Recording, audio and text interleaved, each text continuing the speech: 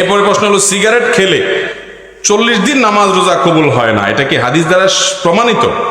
না, সিগারেট খেলে 40 দিন সালাত রোজা কবুল হবে না, এরকম কোনো কথা হাদিসে নাই। তবে ইবনে মাজার একটি বর্ণনা আছে, সেটি হলো যদি কেউ মাদক সেবন করে, মাদক গ্রহণ করে এবং এর ফলশ্রুতিতে সে নেশাগ্রস্ত হয়ে যায়, 40 দিন যাবত তার সালাত কবুল হবে না, ইবাদত কবুল হবে না। তো ধূমপানটা তো এটা তো এর ফলে এক নম্বর কথা হলো মানুষ আসক্ত হয় না, মাতলামি করে না, মাতলামি আসে না। দ্বিতীয় কথা হলো যে ধূমপান এমনিতে নাজায়েজ এবং গুনাহের কথা, সেটা নিয়ে কোনো সন্দেহ নাই।